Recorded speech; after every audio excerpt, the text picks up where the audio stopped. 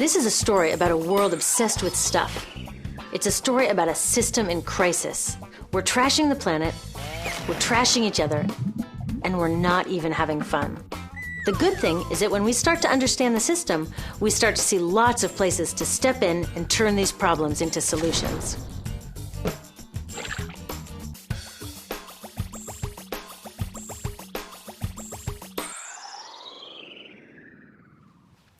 One of the problems with trying to use less stuff is that sometimes we feel like we really need it.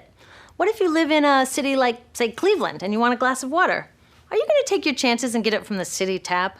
Or should you reach for a bottle of water that comes from the pristine rainforest of Fiji? Well, Fiji brand water thought the answer to this question was obvious, so they built a whole ad campaign around it. It turned out to be one of the dumbest moves in advertising history.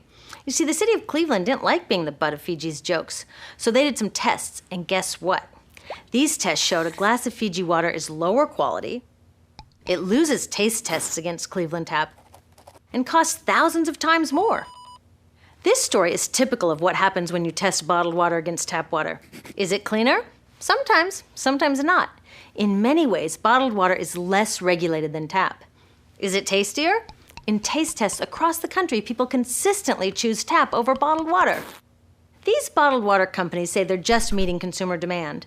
But who would demand a less sustainable, less tasty, way more expensive product, especially one you can get for almost free in your kitchen? Bottled water costs about 2,000 times more than tap water. Can you imagine paying 2,000 times the price of anything else? How about a $10,000 sandwich? Yet people in the US buy more than 500 million bottles of water every week.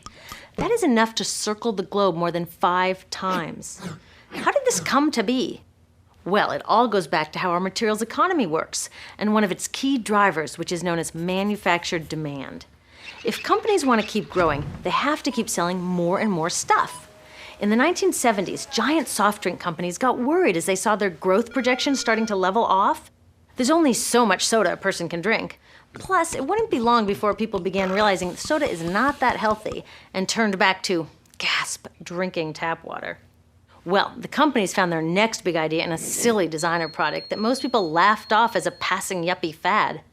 Water is free, people said back then. What will they sell us next? Air? So how do you get people to buy this fringe product? Simple. You manufacture demand.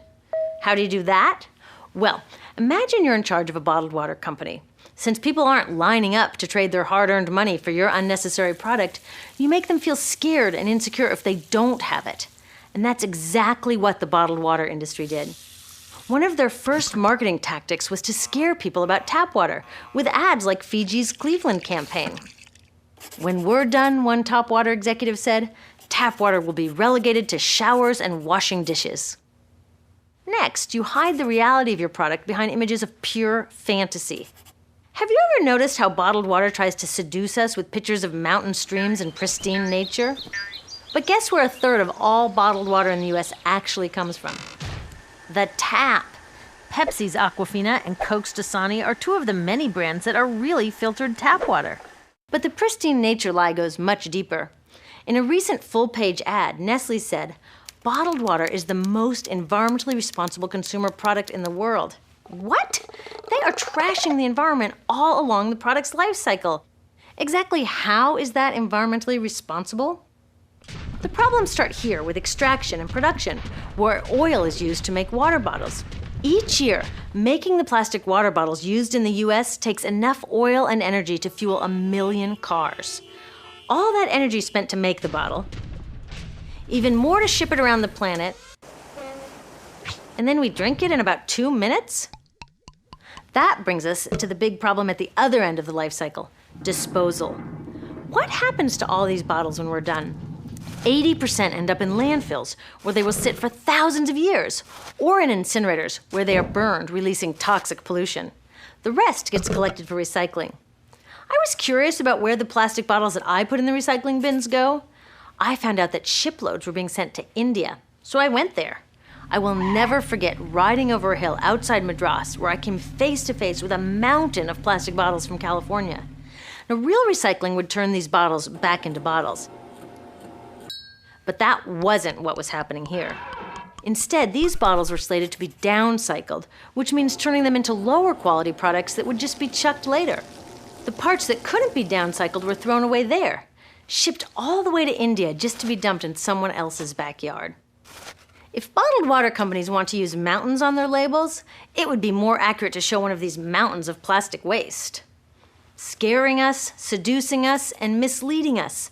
These strategies are all core parts of manufacturing demand. Once they've manufactured all this demand, creating a new multi-billion-dollar market, they defend it by beating out the competition. But in this case, the competition is our basic human right to clean, safe drinking water. Pepsi's vice chairman publicly said, "The biggest enemy is tap water." They want us to think it's dirty and bottled water is the best alternative. In many places, public water is polluted, thanks to polluting industries like the plastic bottle industry.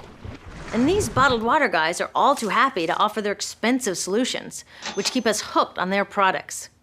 It is time we took back the tap. That starts with making a personal commitment to not buy or drink bottled water unless the water in your community is truly unhealthy. Yes, it takes a bit of foresight to grab a reusable bottle on the way out, but I think we can handle it. Then take the next step. Join a campaign that's working for real solutions, like demanding investment in clean tap water for all. In the US, tap water is underfunded by $24 billion, partly because people believe drinking water only comes from a bottle. Around the world, 1 billion people don't have access to clean water right now. Yet cities all over are spending millions of dollars to deal with all the plastic bottles we throw out. What if that money was spent improving our water systems, or better yet, preventing pollution to begin with? There are many more things we can do to solve this problem. Lobby your city officials to bring back drinking fountains. Work to ban the purchase of bottled water by your school, your organization, or entire city. This is a huge opportunity for millions of people to wake up and protect our wallets, our health, and the planet.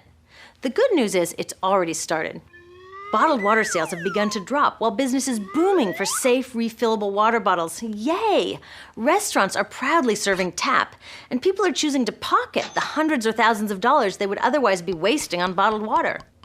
Carrying bottled water is on its way to being as cool as smoking while pregnant. We know better now. The bottled water industry is getting worried because the jig is up. We are not buying into their manufactured demand anymore. We will choose our own demands, thank you very much, and we're demanding clean, safe water for all.